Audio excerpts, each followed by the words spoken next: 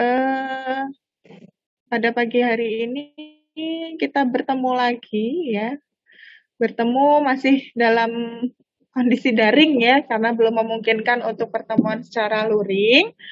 Mudah-mudahan teman-teman semuanya tetap sehat dan dalam lindungan Allah Subhanahu wa taala. Sebelum perkuliahan ini kita mulai, mari kita bersama-sama berdoa menurut agama dan keyakinan masing-masing. Berdoa dipersilakan.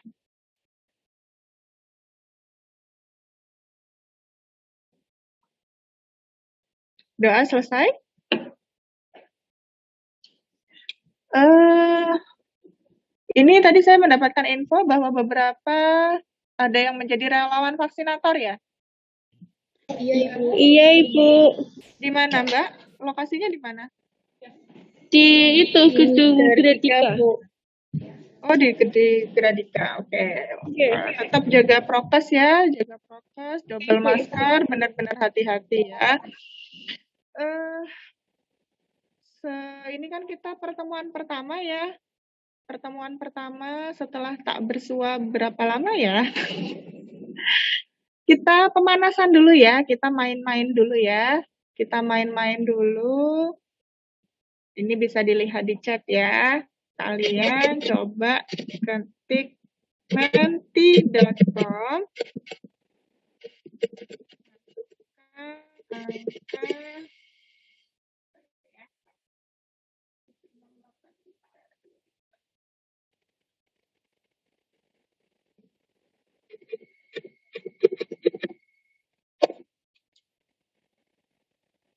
Kita main-main kuis sebentar ya. Biar refresh dulu lah.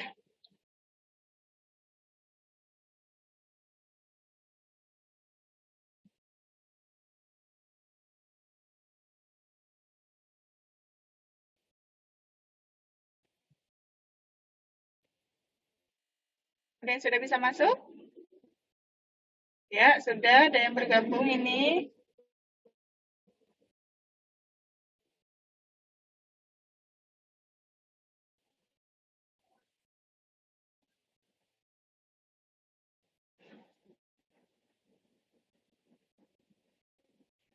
Mungkin kalau yang vaksinator, kalau sulit, nggak usah, nggak apa-apa ya. Ini kita main game aja sih.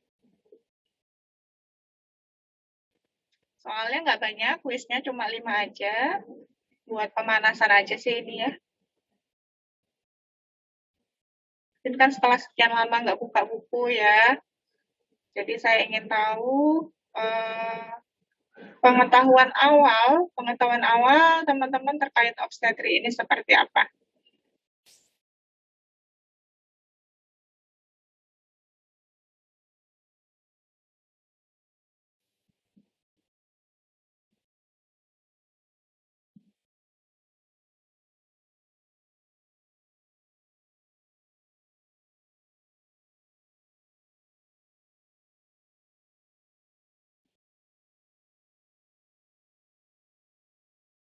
Ini jumlah totalnya berapa keseluruhan mahasiswa? 55, oke. Yang sudah bergabung 55. Kurang satu ya yang belum bergabung ya? Oh ya, oke, sudah. 55. Saya juga sudah membuat daftar hadir di Healthy ya, bisa dicek di Healthy untuk pertemuan satu hari ini. Bisa dicek di Healthy.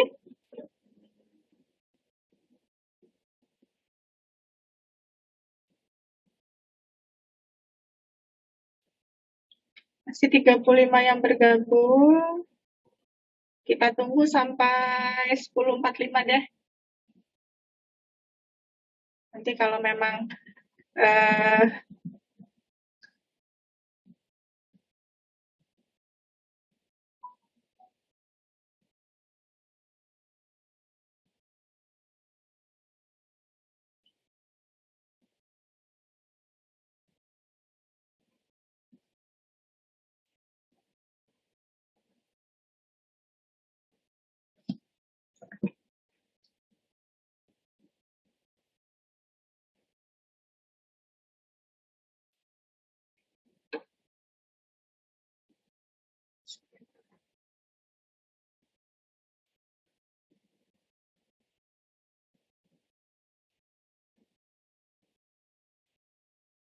Oke, sudah ada 43 yang bergabung.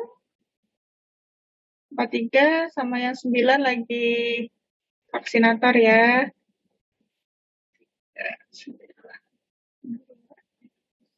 Kita akan mulai di 10.45.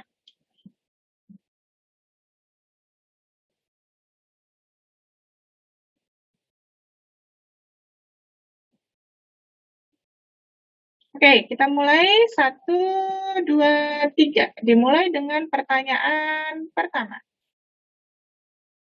Jawabnya harus cepat dan tepat ya. Lihatnya di HP masing-masing ya, atau di laptop masing-masing. Jangan yang diklik-klik yang di layarnya saya ya.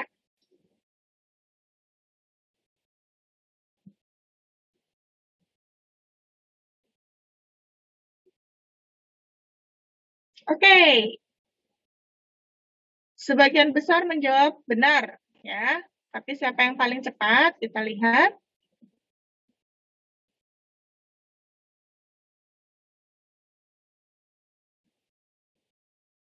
Ya, yang paling cepat adalah Amel. Oke, kita lihat ya, skornya ini 959. Apakah Amel masih bisa mempertahankan kedudukannya di nomor 1? Lanjut ke 2.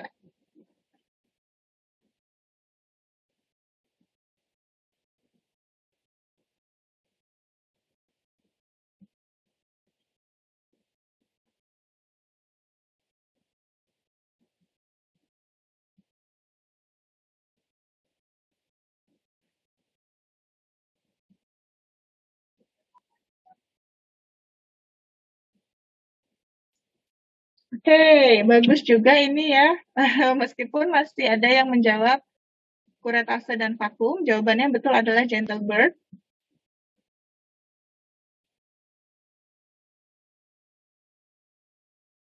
Sekarang yang menduduki peringkat 1 adalah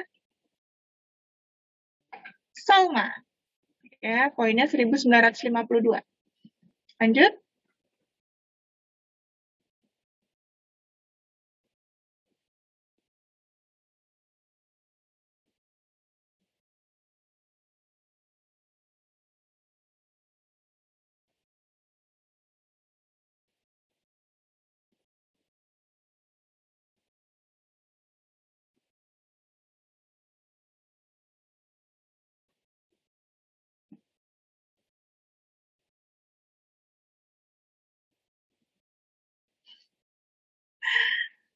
Nah, ini ketahuan nih. Kayaknya yang paling sering didengar mungkin ovarium ya. Jadi jawabnya di ovarium. Tapi jawaban yang betul adalah tuba falopi.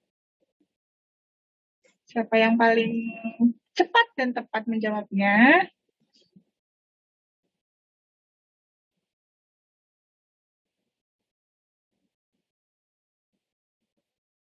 Wah, Siska Widya. Jadi peringkat pertama. Kita lanjut ke pertanyaan 4.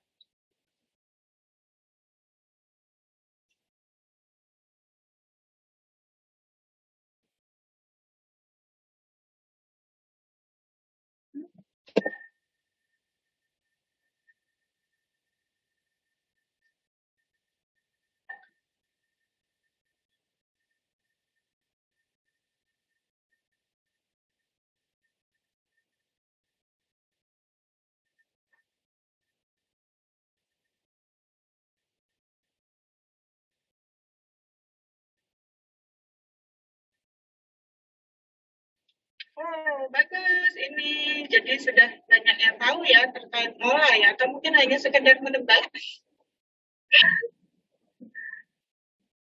Ini Siska tersingkir. Sebenarnya Siska salah menjawab ya. Siapa yang akan menjadi peringkat pertama? Ini ada Mbak Dona. Oke, pertanyaan terakhir.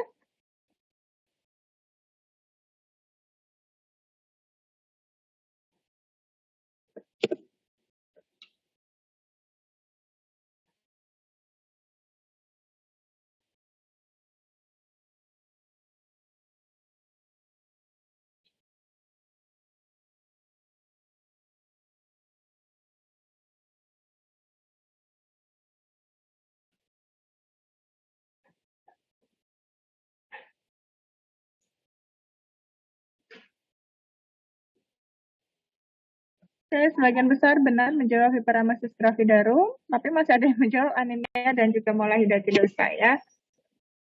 Siapa yang memenangkan untuk kuis pada pagi hari ini?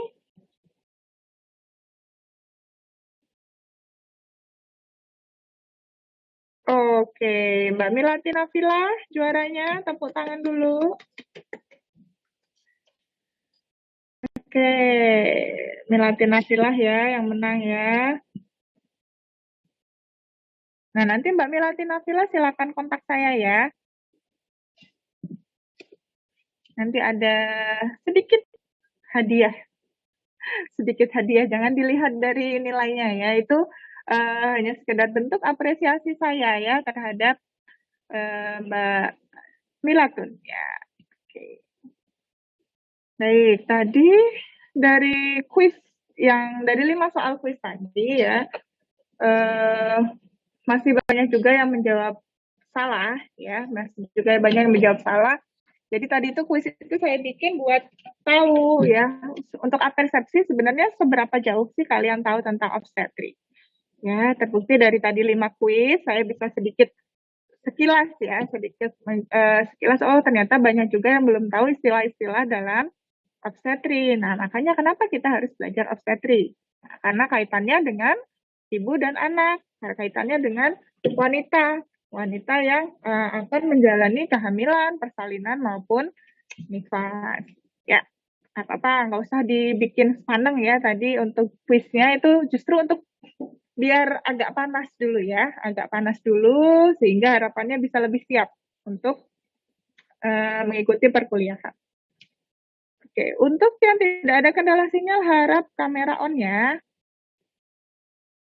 Kita ini yang D3 ya. Ini.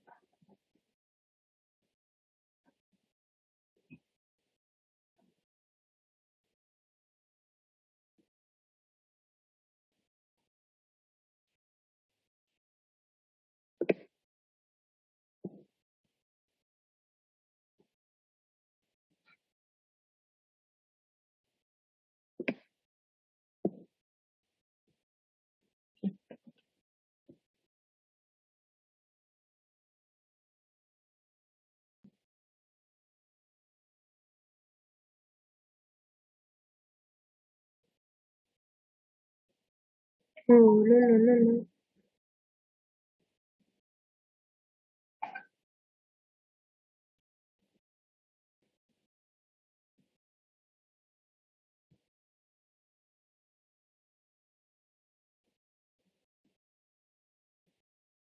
Sudah terlihat? Sudah, Ya, Ibu. Bu. Ibu. Lihat ya. Baik, ini kita akan belajar mengenai obstetri. Ya. Obstetri itu sebenarnya apa sih? Gitu. Bedanya dengan ginekologi itu apa? Kita lihat ya di slide berikutnya.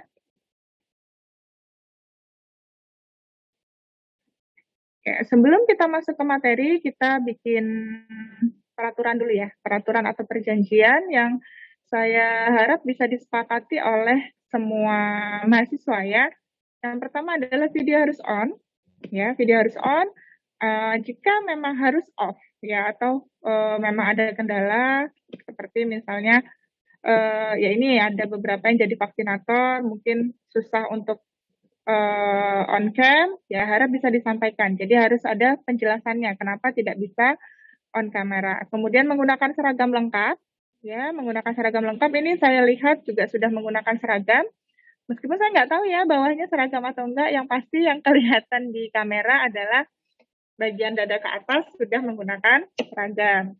Kemudian selama proses pembelajaran suara di mute, kecuali saya memerintahkan untuk unmute atau saya melontarkan pertanyaan yang saya harap teman-teman bisa menjawab. Jadi silahkan meng-unmute mic masing-masing.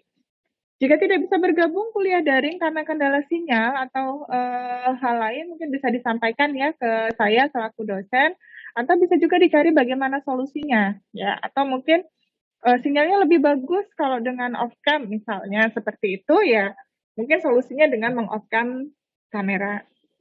Kemudian kehadiran akan saya nilai dari awal hingga akhir perkuliahan, dan toleransi keterlambatan untuk mengikuti perkuliahan adalah 15 menit, kecuali memang jika sudah menyampaikan izin sebelumnya. Sepakat ya dengan peraturan ini? Oke, saya anggap sepakat ya. Ada yang mantuk-mantuk, berarti saya anggap sepakat. Oke, kita lanjut. Nah ini, tadi ya salah satu pertanyaan dari kuisnya ya. Apa sih sebenarnya obstetri itu? Nah, karena kan kita biasanya tahunya obstetri itu satu paket ya dengan ginekologi. Ya, tapi ternyata obstetri dan ginekologi itu dia ruang lingkupnya berbeda. Kalau obstetri itu dia khusus mempelajari cara memperlakukan wanita dan bayi selama masa kehamilan, proses kelahiran dan puerperium, sedangkan untuk genetika, ginekologi itu dia cabang ilmu kedokteran yang khusus mempelajari penyakit-penyakit sistem reproduksi wanita. Jadi kayak misalnya kista, tumor, atau kanker, ya itu dipelajari di ginekologi. Untuk lingkup komplikasi kebidanan, ya namanya kebidanan, kita ruang lingkupnya adalah kesehatan ibu dan anak ya. Jadi untuk komplikasinya pun, ya nggak bisa lepas dari itu. Jadi terkait dengan kehamilan, persalinan, nifas, kegawat daruratan obstetrik, tindakan operatif, serta gangguan psikologis dalam kebidanan. Nah ini, untuk komplikasi kehamilan ya, dalam kehamilan ini banyak komplikasinya. Mulai dari penyulit, kemudian adanya kehamilan dengan hipertensi, perdarahan antepartum, kehamilan ganda, adanya kelainan air ketuban, kehamilan dengan kelainan letak, kelainan lamanya kehamilan, kehamilan dengan penyakit penyerta, dan gangguan kesejahteraan janin. Ini komplikasi-komplikasi yang terjadi pada masa kehamilan. Sedangkan untuk komplikasi masa persalinan, ini karena persalinan ada 4 kala ya, mulai dari kala 1, 2, 3, dan 4, ini juga komplikasinya kita bagi 2. Untuk kala 1 itu, apa pengertiannya? Ada yang bisa menjawab? Kala 1 persalinan adalah, oke, coba Mbak Sofia. Kala 1 persalinan apa Mbak? Dimulai sejak terjadinya kontraksi uterus dan pembukaan serviks hingga mencapai pembukaan lengkap. Pembukaan lengkap itu berapa senti? Kurang lebihnya? Kurang lebih 10 cm. Oke, baik.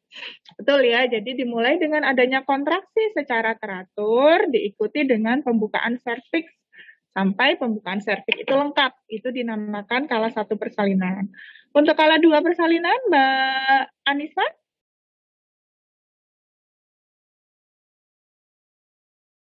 Ya, Ibu.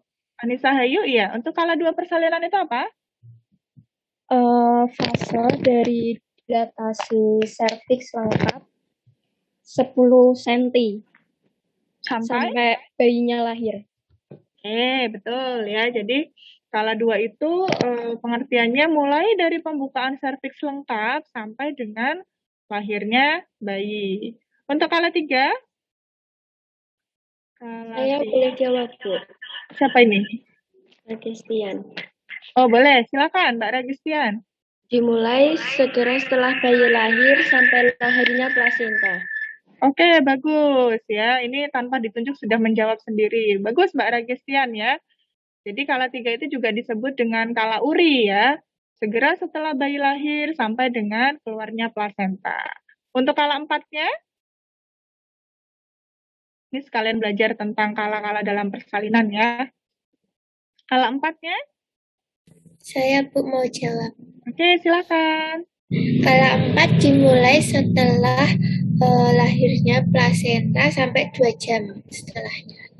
Oke, jadi kala 4 itu kita sebut juga sebagai kala pengawasan ya. Jadi segera setelah plasenta lahir sampai 2 jam setelah plasenta lahir. Jadi kita mengawasi tensinya, pokoknya tanda-tanda vital ibunya, kemudian perdarahan, kemudian urinnya bagaimana, atau kandung kencingnya penuh atau tidak, TFU-nya bagaimana ya.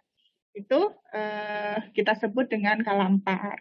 Nah, untuk penyulit kala 1 dan 2, ini diantaranya ada kelainan presentasi dan posisi, kemudian ada distosia, di mana distosia ini dia dipengaruhi oleh power, passage, dan passenger. Power itu berasal dari ibunya ya, kekuatan ibu untuk mengejan ya, kita namakan power. Untuk passage-nya ini adalah kondisi panggul ya, kondisi panggul atau alat-alat reproduksi ibu. Sedangkan passenger-nya ini adalah dari janin atau bayi itu sendiri. Sedangkan untuk penyulit kala 3 dan kala 4, ini ada atonia uteri. Atonia uteri itu apa sih? Ada yang tahu atonia uteri itu apa?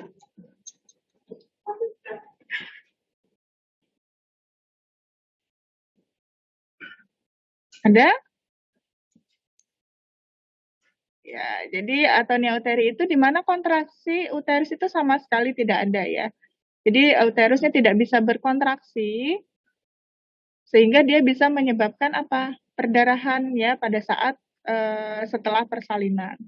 Kemudian ada juga retensio placenta, emboli air ketuban, inversio uteri, perdarahan primer, robekan jalan layar, dan shock obstetrik. Nah, ini nanti masing-masing akan dibahas satu-satu ya, baik dari saya maupun nanti dari penugasan yang kalian buat. Nah, untuk penata laksanaan kegawat daruratan obstetri, ini yang pertama harus menyiapkan dan mengobservasi klien yang sedang menjalani augmentasi.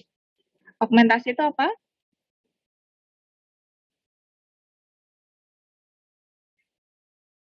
Ada yang tahu? Augmentasi?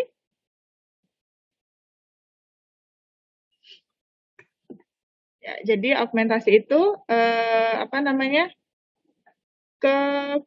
Tindakan biar serviks itu bisa melebar ya. Jadi kayak untuk induksi, gimana caranya biar serviks itu bisa membuka. Kemudian ada pertolongan persalinan abnormal, misalnya persalinan sungsang, kemudian adanya ketuban pecah dini tanpa infeksi, preterm dan posterm. Untuk preterm dan posterm apa? Untuk definisinya?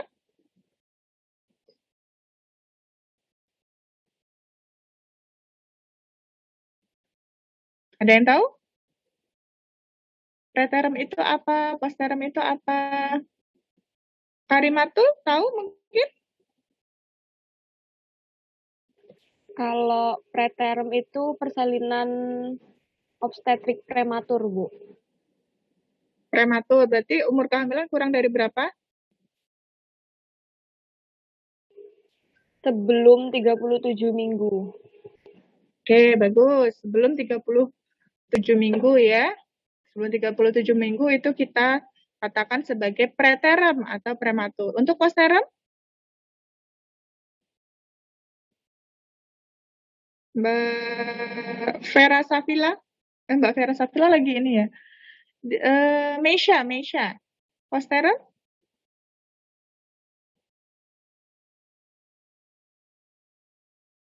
Ayo googling dulu. Googling dulu nih lama jawabnya. Setelah 42 minggu. Oke, jadi kalau yang dinamakan aterm, kalau aterm itu cukup bulan ya. Aterm itu usia kehamilan 37 sampai 42 minggu. Kalau kurang berarti itu preterm, kalau lebih berarti dia adalah posterm atau kita kenal juga dengan serotinus. Kemudian ada juga ada kalanya kita harus melakukan kolaborasi tindakan operatif kebidanan ya dengan SPOG dan kolaborasi penjahitan ruptur perineum derajat 3 dan 4. Yang menjadi wewenang bidan adalah penjahitan ruptur perineum derajat 1 dan 2. Kalau derajat 3 dan 4, kita harus rujuk ke vaskes yang lebih mampu ya. Nah, untuk komplikasi masa nifas ini juga banyak ya. Ada gangguan kenyamanan, ada infeksi puerperalis, adanya kelainan payudara, gangguan jalan lahir, gangguan traktus urinarius, subinvolusi, perdarahan sekunder, dan erosi serviks postpartum. Nah, ini nanti juga masing-masing akan dibahas ya. Sebagian mungkin nanti akan dibahas oleh Bu Listianing dan sebagian lagi dengan Dr. Ahmad Rizal. Tadi saya lupa ya, belum menyampaikan kontrak belajar ya. Nanti kontrak belajarnya kita sampaikan di belakang ya. Terlalu semangat untuk main kuis tadi ya, jadi sampai kontrak belajarnya lupa. Kemudian, nah ini kegawat daruratan obstetrik pada masa kehamilan, persalinan, dan nifas ini harus memperhatikan prinsip dasarnya, penilaian awal, penilaian lengkap, prinsip umum penanganan shock perdarahan, serta penetapan diagnosis.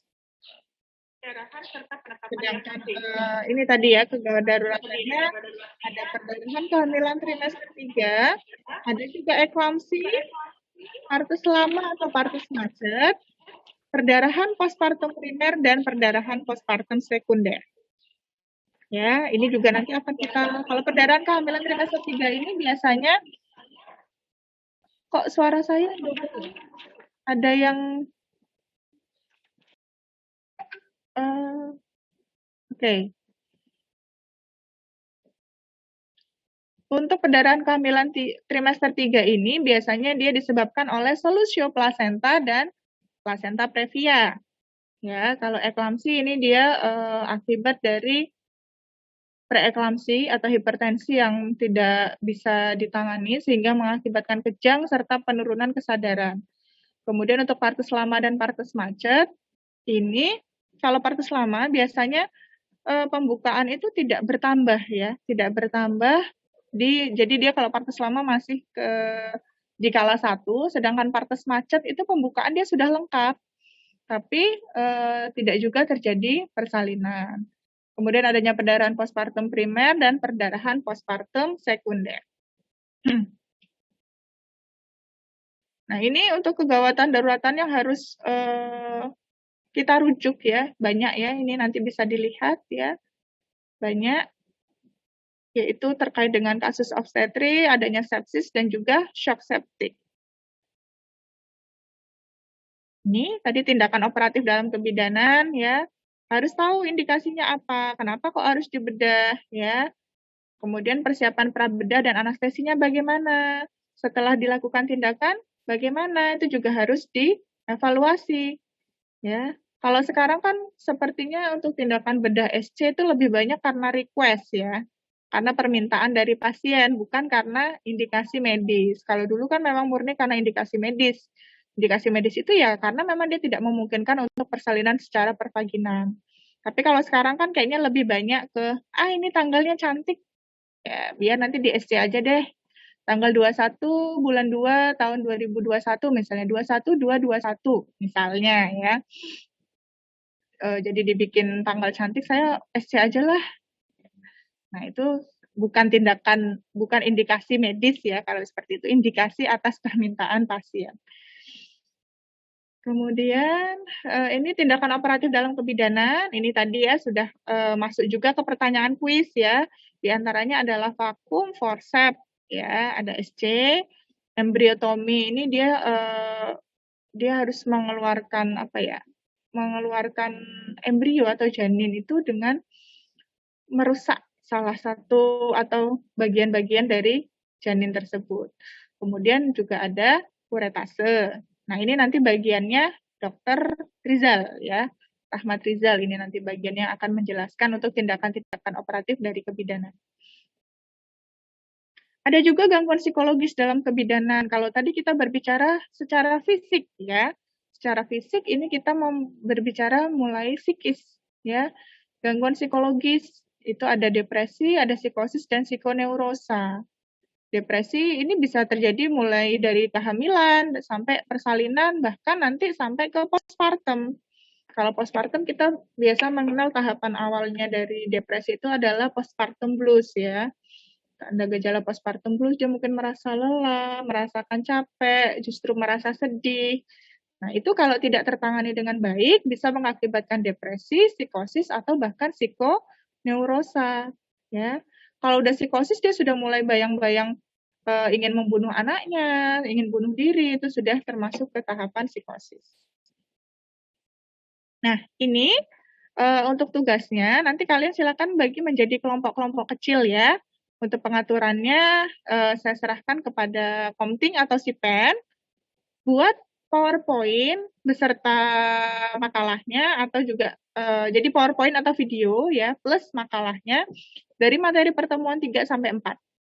Ya, nanti saya share untuk kontrak belajarnya seperti apa. Untuk referensi jika dari buku maksimal 10 tahun terakhir, jika dari jurnal maksimal 5 tahun terakhir.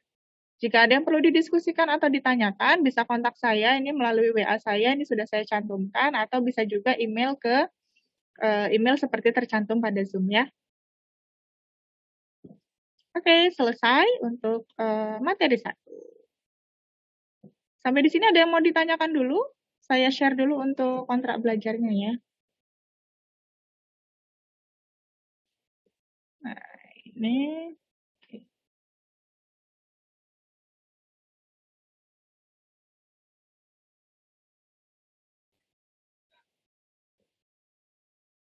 Nah, ini untuk kontrak belajar sudah terlihat ya? Sudah. Untuk kontrak belajarnya ada lingkup komplikasi kehamilan, ini tadi ya. Kemudian komplikasi kehamilan dan penata laksanaannya, ini juga masih saya.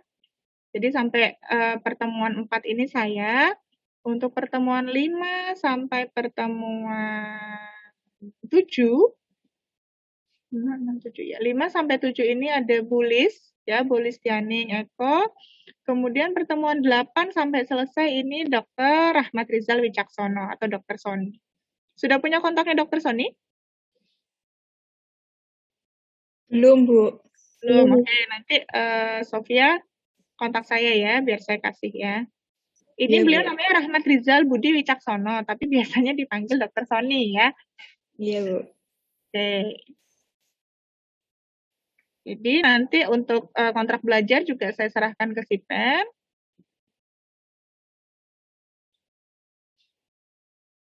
Oke, kita masuk ke yang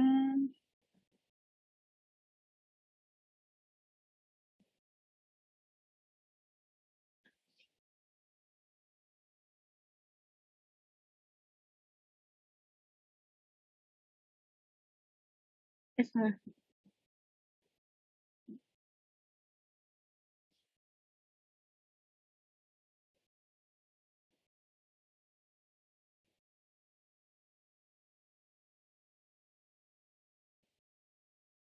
Sudah terlihat ya? Untuk komplikasi kehamilan dan penata laksanaannya. Ya, kita bahas satu persatu. Apa-apa saja sih yang masuk ke komplikasi kehamilan? Ya, kita harus tahu dulu komplikasi kehamilan itu apa sih?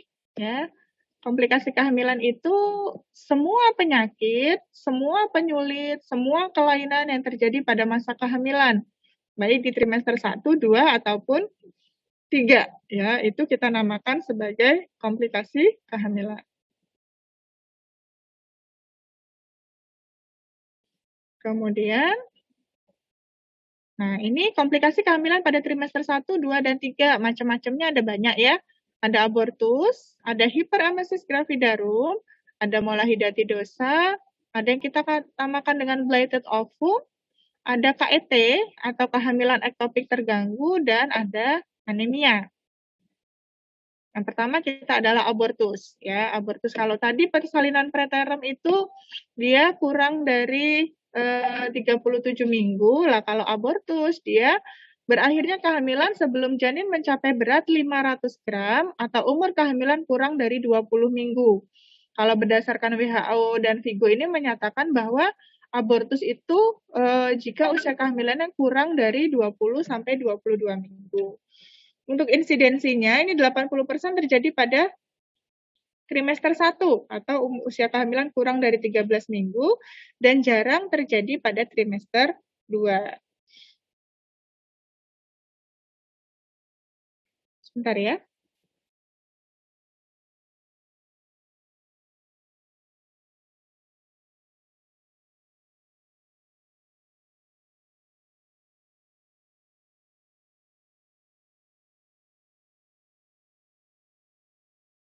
Nah, untuk patofisiologi yang terjadi abortus, pada awalnya abortus ini dia terjadi perdarahan dalam desidua basalis dan adanya nekrosis jaringan di sekitar, sehingga hasil konsepsi terlepas. Nah, hasil konsepsi terlepas ini, baik sebagian atau seluruhnya ini, dianggap sebagai benda asing di dalam uterus, sehingga uterus akan berkontraksi untuk mengeluarkannya.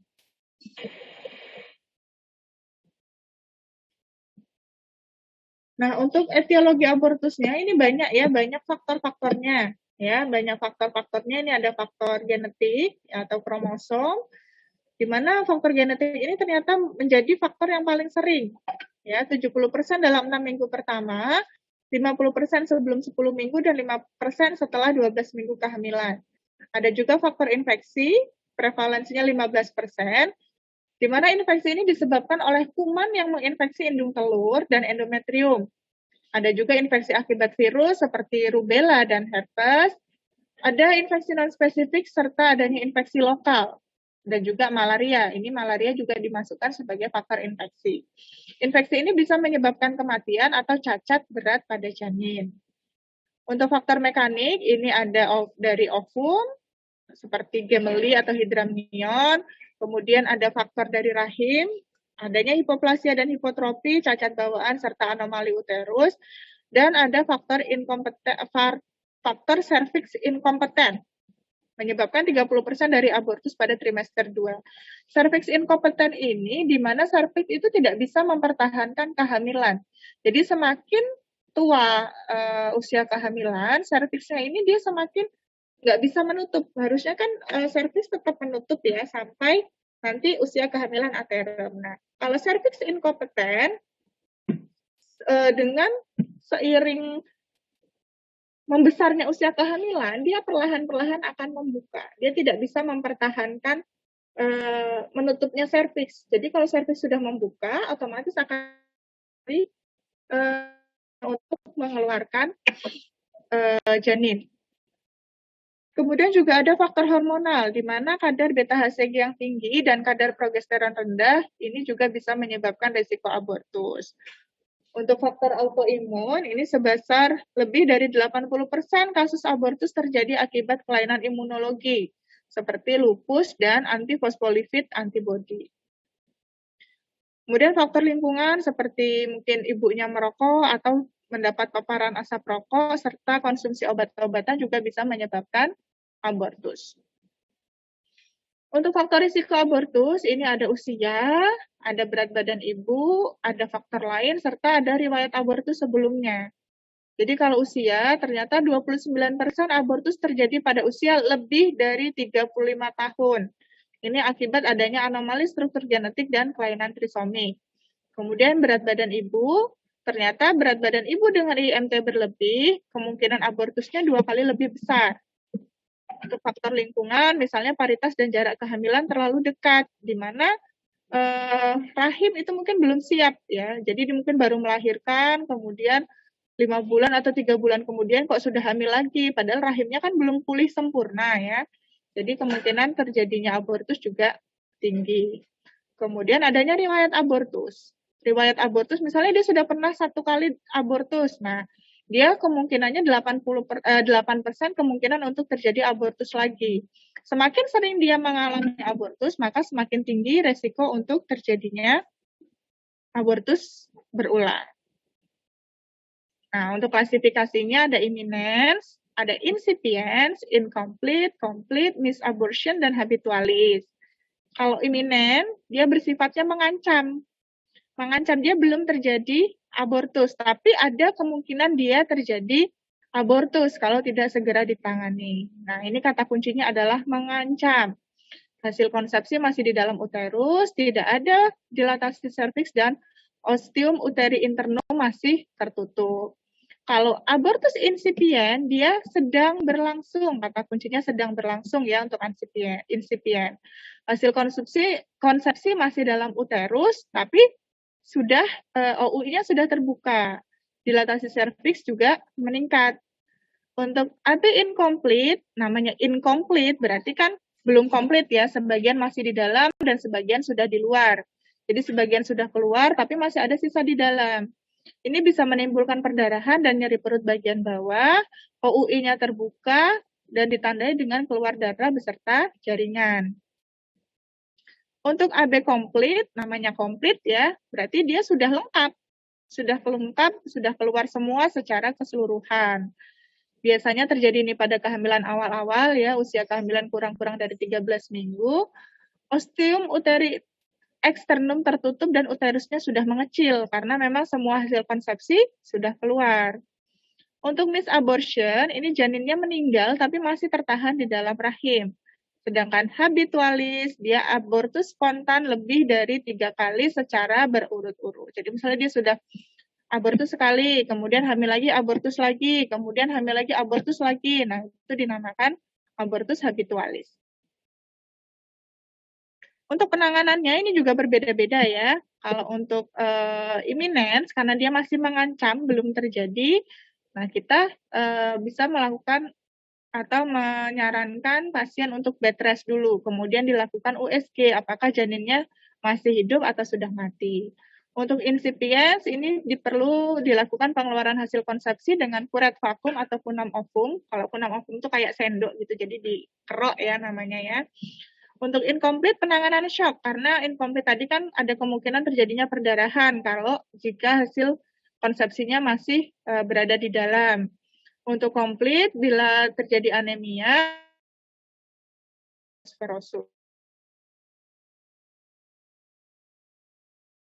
Psikis pasien dan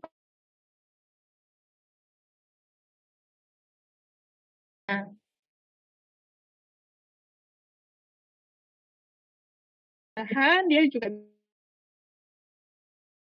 perdarahan, ada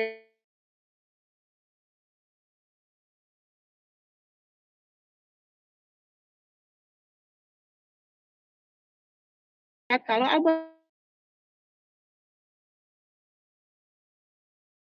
ya serviks kondisinya lunak, besar uterusnya sesuai usia kehamilan adalah kram ringan dan uterus lunak. Kemudian PPTS-nya masih ya. Untuk abortus ini perdarahannya cenderung sedang ke banyak. Serviksnya terbuka sesuai atau lebih kecil. Gejala lainnya ada kram sedang atau kuat, uterusnya komplit, perdarahannya sedikit ke banyak, lunak, besar uterusnya usia kehamilan karena memang sebagian hasil konsepsinya sudah keluar. Adanya kram uterus lunak. Ini perdarahannya bahkan cenderung tidak ada ya karena dia semua hasil konsepsi sudah keluar.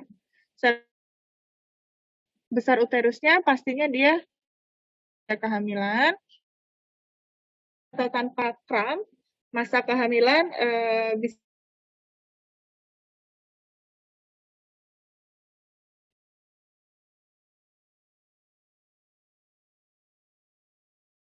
saya rasa belum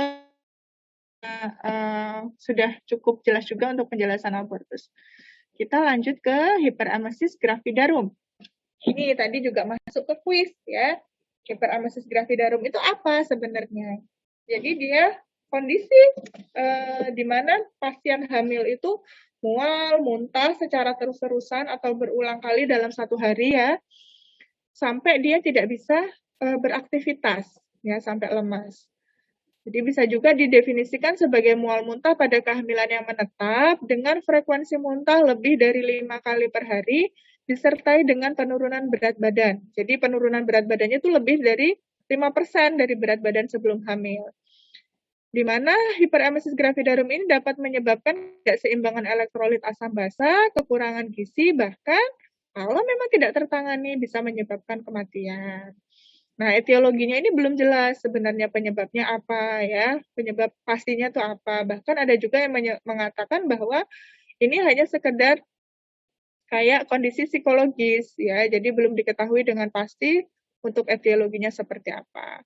Untuk faktor predisposisinya, ini ada primigravida, gravida, kemudian mola hidatidosa, gemeli, dan berat badan berlebih.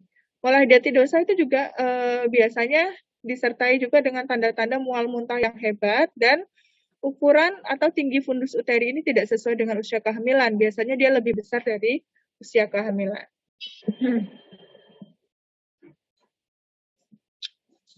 Nah, untuk teori-teori penyebab HIG-nya ini ada banyak ya. Adanya perubahan hormonal, kemudian adanya disfungsi dari gangguan disfungsi ereksi ya ini. Kemudian ada vestibular dan penciuman, kemudian genetik dan psikologis. Ya.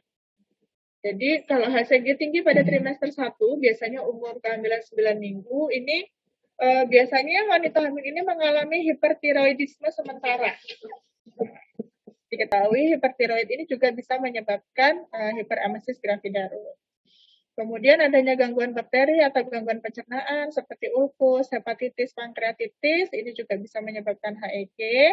Dan adanya gangguan subclinical vestibular, di mana ini berkaitan dengan penciuman.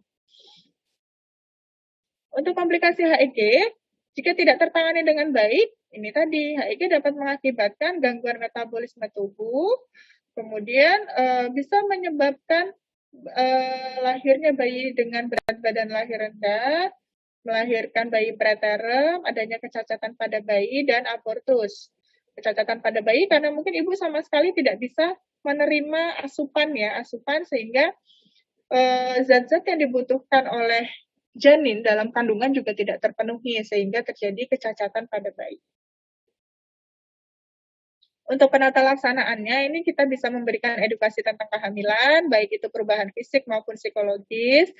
Kemudian makan porsi kecil tapi sering, jadi tidak langsung kenyang, tapi mungkin bisa sedikit-sedikit, tapi frekuensinya yang ditambah. Misalnya pada bangun pagi, jangan langsung jalan beraktivitas, tapi bisa duduk dulu, kemudian makan di tempat tidur dengan roti atau biskuit dengan teh hangat. Menghindari makanan berminyak dan berbau, dan mengusahakan makanan yang dikonsumsi adalah tinggi glukosa.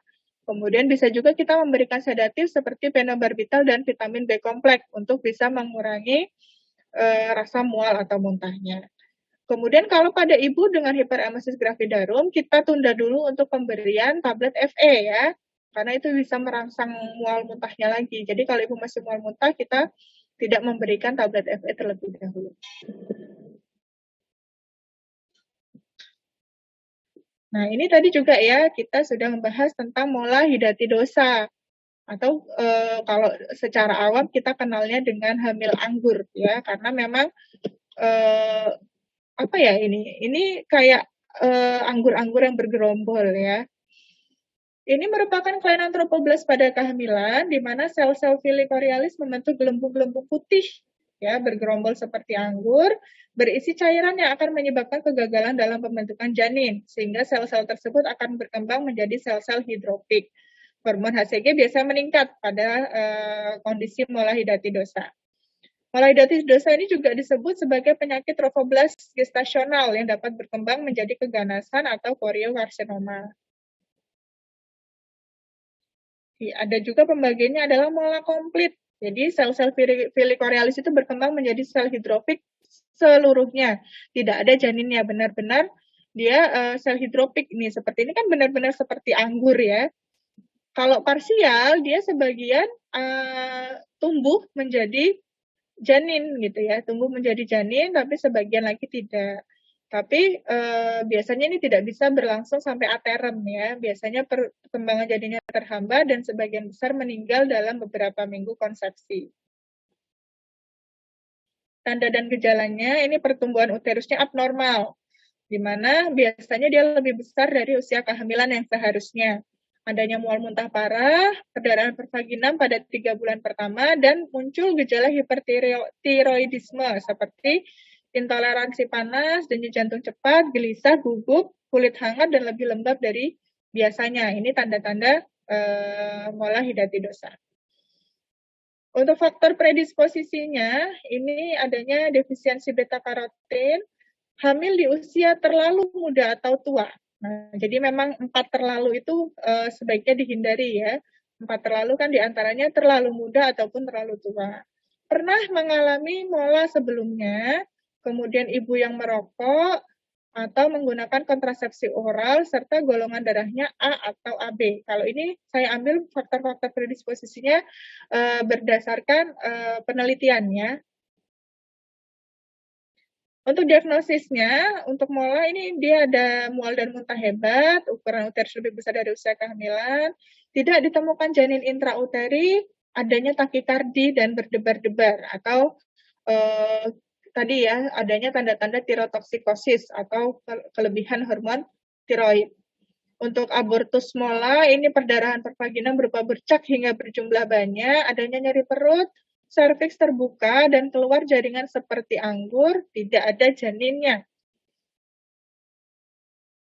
Untuk pemeriksaan penunjangnya, pasti ya harus laboratorium, karena kita harus tahu kadar HCG-nya berapa. Kemudian pemeriksaan darah perifer lengkap untuk mendeteksi anemia.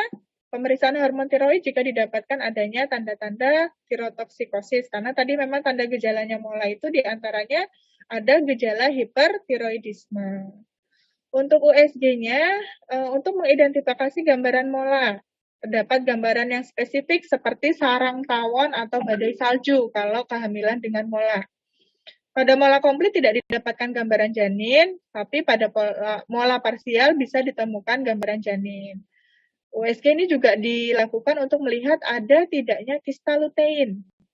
Perlu juga dilakukan fototoras untuk mengidentifikasi kemungkinan adanya metastasis, karena tadi mola itu juga termasuk penyakit trophoblast ya, trophoblast gestasional. Dia bisa menyebabkan keganasan.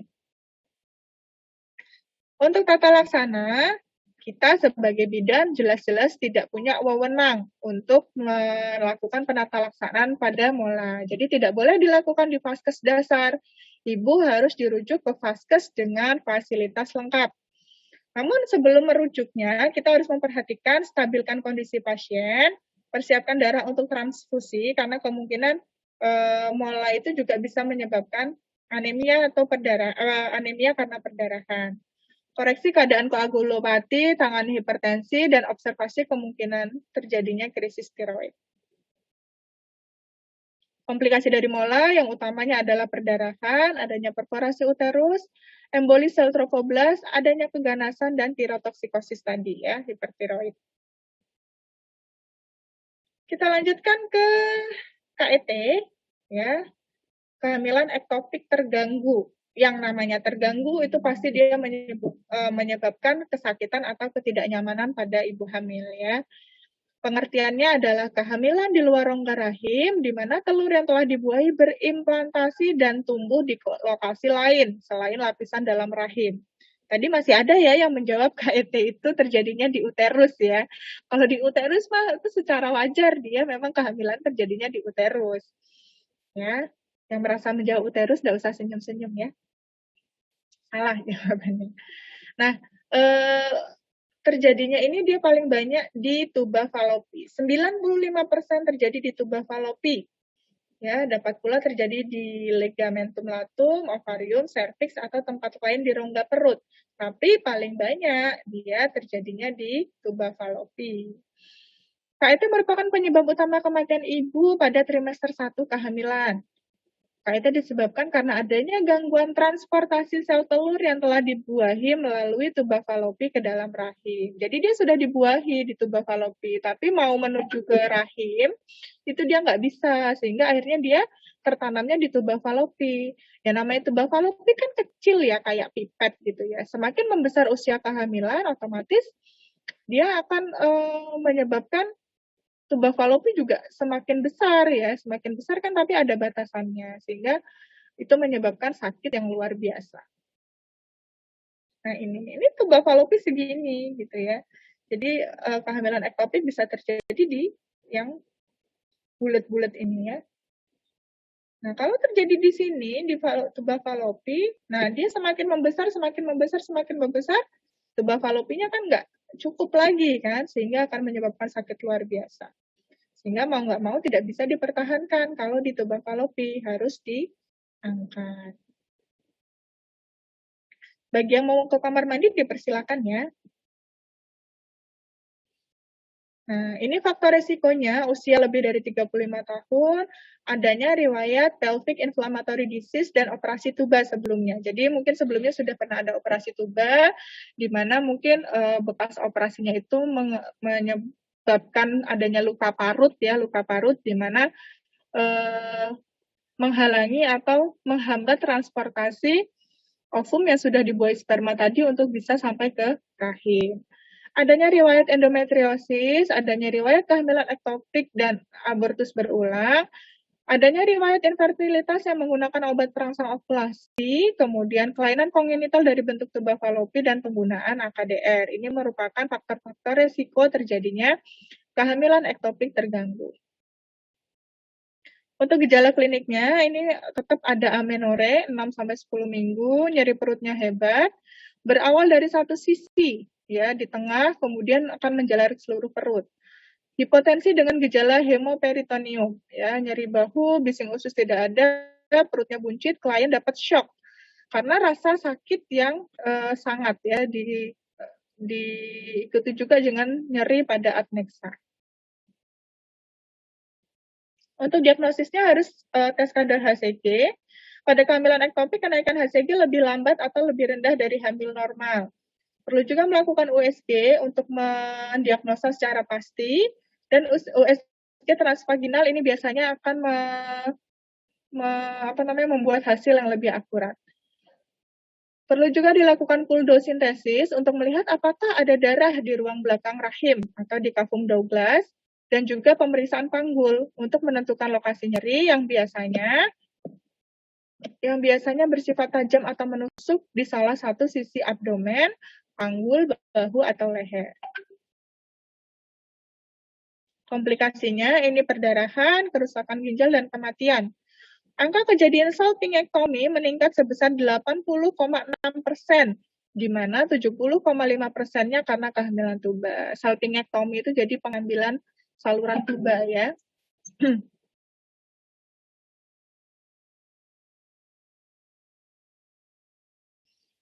Untuk tata laksanaan, sebagai bidan harus bisa mendeteksi dini ya, apakah ini memang benar kehamilan ektopik dari ciri-ciri tadi yang mungkin adanya nyeri adnexa ya, atau nyeri di salah satu bagian, nyerinya nyeri hebat, dia sudah ada amenorrhea 6-10 minggu, itu kita harus curiga adanya kehamilan ektopik. Anjurkan pasien untuk melakukan pemeriksaan penunjang, bisa dengan USG dan pemeriksaan lab. Jika ibu datang dengan kesadaran menurun dan didapati tanda-tanda shock, kita harus melakukan perbaikan KU dulu dengan memberikan larutan isotonis parenteral. Harus infus ya, diinfus dulu ibunya. Nah, yang terakhir, ini dua terakhir, blighted ovum dan anemia ya. Blighted ovum atau kehamilan kosong. Ya, jadi kadang sering ya, dia merasa dia hamil, PP test juga positif, tapi kok ternyata setelah di USG tidak ada kantong kehamilannya. Ya, blighted ovum atau kehamilan anembryonik atau kehamilan kosong adalah kondisi yang muncul ketika sel telur yang dibuahi menempel di dinding uterus, tapi dia tidak berkembang menjadi embrio. Ya. Blighted ovum ini terjadi dalam trimester pertama, seringkali sebelum wanita tahu kalau dia itu hamil. Blighted ovum ini merupakan sejenis keguguran, namun wanita mungkin mengalami amenorrhea dan tes kehamilannya positif ya, jadi dia PP-tesnya tetap positif. Hal ini disebabkan oleh produksi hormon kehamilan yang dikeluarkan dari plasenta yang memicu beberapa gejala kehamilan. Meskipun demikian, ketika plasenta berhenti tumbuh dan kadar hormon menurun, gejala kehamilan akan hilang. Nah, pada saat ini kram perut dan bintik-bintik ringan atau perdarahan mungkin mulai muncul. Jadi dia tetap positif, tapi setelah di USG tidak terdapat kantong kehamilan. Penyebabnya ini kualitas sperma atau sel telurnya buruk, pembelahan selnya abnormal atau tidak sempurna. Untuk faktor risikonya adalah hamil pada usia tua atau lebih dari 35 tahun. Jadi rata-rata komplikasi yang terjadi pada saat kehamilan ini adalah karena faktor usia reproduksi yang tidak sehat, yaitu di atas 35 tahun ya, di mana memang fungsi-fungsi organ reproduksi di usia lebih dari 35 tahun pastinya sudah menurun. Untuk diagnosanya bisa dilakukan dengan USG dan akan terlihat kantong kehamilannya kosong. Kemudian untuk yang terakhir adalah anemia. Anemia ini merupakan penurunan kemampuan darah untuk membawa oksigen, penurunan jumlah sel darah merah atau berkurangnya konsentrasi hemoglobin dalam sirkulasi darah. Untuk trimester 1 dan trimester 3, dikatakan anemia jika HB-nya kurang dari 11 gram per desiliter. Sedangkan untuk trimester 2, dikatakan anemia jika hemoglobin kurang dari 10,5 gram. Karena pada trimester 2 ini akan terjadi hemodilusi pada usia kehamilan 24 minggu sampai 32 minggu ya. Nih, hemodilusi memuncak pada usia kehamilan 28 sampai 32 minggu yang menyebabkan kadar HB ibu semakin menurun. Ya, untuk itu perlu dibelikan tablet Fe, asam folat, vitamin C, B6 dan B12. Karena penyerapan Fe, tablet zat besi itu lebih bagus jika dibarengi atau jika diminum bersamaan dengan vitamin C. Patofisiologinya, dalam kehamilan terjadi peningkatan plasma. Plasma darah ini meningkat, jadi volume darah ibu meningkat, tapi tidak diimbangi dengan kenaikan jumlah sel darah merah, sehingga terjadi penurunan kadar HB. Pada ibu yang sebelumnya telah menderita anemia, hemodilusi akan berakibat kadar HB semakin encer, sehingga transport oksigen dan nutrisi pada sel terganggu. Untuk etiologinya, ini kekurangan zat besi, adanya infeksi, gangguan pembentukan sel darah, defisiensi asam folat dan vitamin B12. Untuk faktor predisposisinya, ibu dengan status ekonomi rendah dan paritas lebih dari 3. Kalau ibu dengan status ekonomi rendah, ya memang dikaitkannya dengan dia sulit untuk memenuhi kebutuhan nutrisinya selama hamil. Untuk komplikasi, untuk ibu menurunnya kinerja fisik dan mental, penurunan fungsi kekebalan tubuh. Karena anemia kan biasanya kita tahu adanya 5L ya, lemah, lelah, letih, lunglai. Satu lagi apa ya? Ya, jadi 5L itu tanda-tanda anemia. Untuk janin, pertumbuhan dalam rahimnya bisa terhambat, ada kemungkinan terjadinya prematuritas, IUFD atau intrauterine fetal death ya, atau intrauterine fetal death, jadi kematian janin dalam kandungan, adanya BBLR, serta mungkin adanya kecacatan. Untuk tata laksananya, kita bisa deteksi dini anemia. Dengan apa caranya? Mungkin bisa melihat di konjungtiva ibu atau dari wajah ibu. Kira-kira, wajah ibunya kok pucat, coba kita lihat konjungtivanya. Atau mungkin bisa juga dilihat dari kuku ya, kukunya warnanya pucat atau tidak. Kalau memang sudah terdeteksi anemia, kita bisa mengadakan kolaborasi dan rujukan jika anemia terus berlanjut. Oke, terima kasih. Ada yang mau ditanyakan untuk pertemuan pada siang hari ini? Pusing? Tiba-tiba ini ya, tiba-tiba kuliahnya kok udah berat, banyak banget ya. Setelah kemarin mungkin lama nggak buka materi ya, nggak nge-zoom gitu, tahu-tahu sudah mulai kuliah dan sekalinya kuliah langsung dicekoki dengan apa sih ini istilah-istilahnya, apa sih kok aku baru dengar gitu mungkin ya. Tapi saya rasa ini mungkin istilah yang masih wajar lah ya, dalam batas wajar masih bisa dipahami. Ada yang mau ditanyakan? Sudah pada mengisi absen?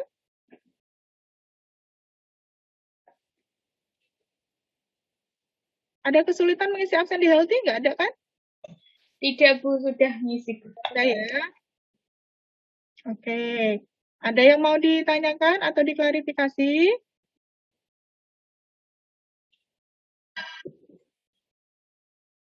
Kalau memang tidak ada, saya akhiri ya.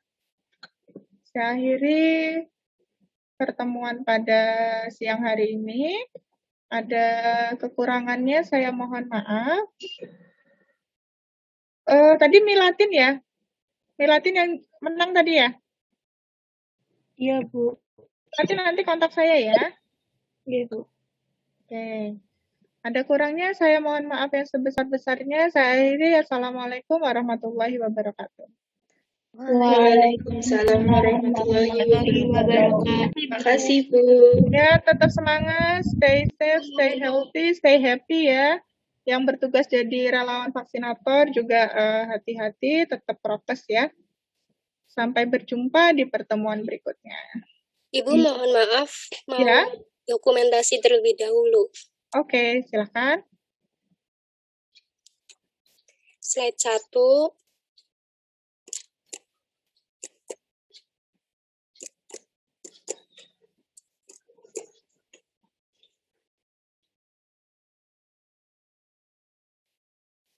Slide 2. Terakhir slide 3. Di saya kok cuma 2 slide ya? Sudah, terima kasih, Bu. Oke, saya akhiri ya. Ibu.